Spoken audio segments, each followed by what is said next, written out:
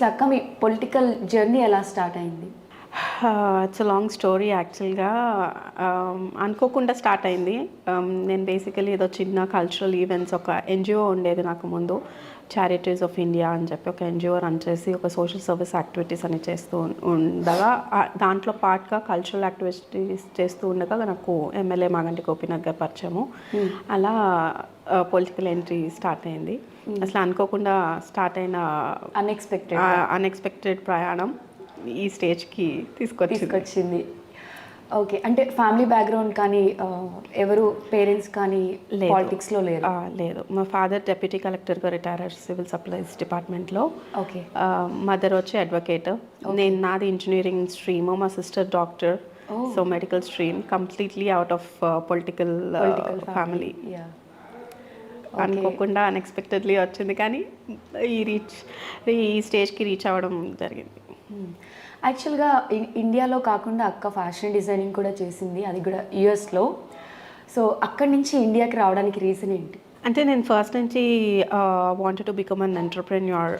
యాక్చువల్గా ఒక ఆంటర్ప్రెన్యూర్ అవ్వాలి, ఒక కంపెనీ పెట్టాలనే ఉద్దేశంతోనే ఫస్ట్ నుంచి ఉండింది నా థాట్స్ అంతా, ఇంజనీరింగ్ చదివే టైంలో కూడా. ఆఫ్టర్ బీటెక్ నేను paper bags small scale industry ఒకటి స్టార్ట్ చేశాను, పేపర్ బ్యాగ్స్ మ్యానుఫ్యాక్చరింగ్ యూనిట్. దాని తర్వాత బిజినెస్లోకి వచ్చాక I thought like fashion always బట్టలు కానీ, అమ్మాయిలకి కావాల్సింది మెయిన్ మనకి మంచి బట్టలు, నేను చూసాను జ్యువెలరీస్, తత్వ బొటిక్ కూడా, జ్యువెలరీ, డైమండ్స్ అండ్ ఆల్ ఇవన్నీ. But coming from non jewellery background కాబట్టి I wanted to have a depth command on the subject.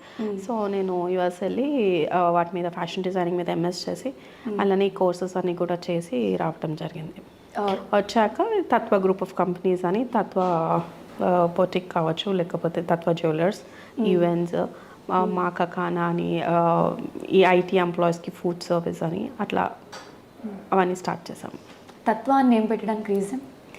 తత్వ అంటే నిజం, ట్రూత్. బేసికలీ మనం చేసే బిజినెస్లో నిజాయితీ ఉండాలి. అంటే బిజినెస్ అందరూ ప్రాఫిట్ కోసం చేస్తారు, బట్ నిజాయితీగా సంపాదించే ప్రాఫిట్తో చేయాలన్న ఉద్దేశంతో పేరుతో అట్లా స్టార్ట్ చేయాలి.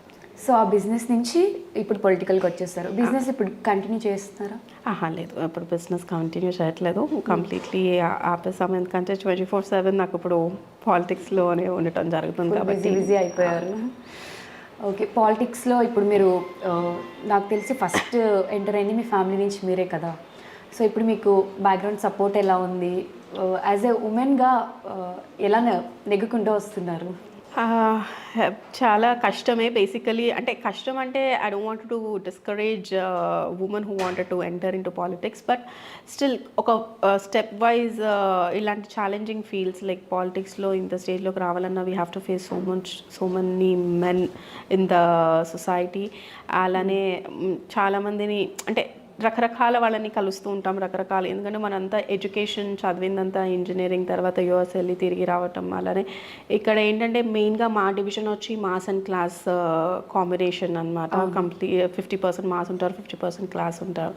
సో మీటింగ్ క్లాసా రెండు ఉండాలి కదా, ఎందుకంటే డివిజన్లో మాస్ అండ్ క్లాస్ ఉన్నారు కాబట్టి అటువైపు ఉంటే మాస్, ఇటువైపు ఉంటే క్లాస్, అట్లా ఉండాల్సి వస్తుంది. కాబట్టి రెండు వైపులా అందరికీ సాటిస్ఫాక్టరీగా నేర్చుకోవాలి. బేసికలీ ఫస్ట్ థింగ్ ఏంటంటే నేర్చుకోవడం కొంచెం కష్టం అంతే. అందరితో ఎలా వెళ్ళాలి, ఎవరితో ఎలా మాట్లాడితే ఎలా ముందుకెళ్తుంది అనేది నేర్చుకొని ముందుకెళ్ళటం కొంచెం కష్టమైంది. But now I'm fine, I'm okay.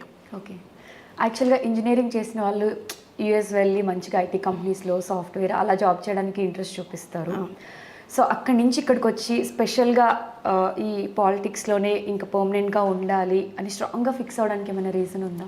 డెఫినెట్గా అన్ఎక్స్పెక్టెడ్ జర్నీ కదా. అవును, అన్ఎక్స్పెక్టెడ్ జర్నీ అయినా పాలిటిక్స్లో నేను స్ట్రాంగ్గా నిలబడాలి అనుకున్నడానికి మెయిన్ రీజన్ మా ఎమ్మెల్యే మాగంటి గోపీనాథ్ గారే. బికాస్ నాకు ఫస్ట్ ఇన్స్పిరేషన్ ఆయన. నాకు అంటే పాలిటిక్స్, ఒక MLA, what are the duties of MLA, what are the duties of a corporator అని నేర్చుకోవడానికి కారణమే ఆయన.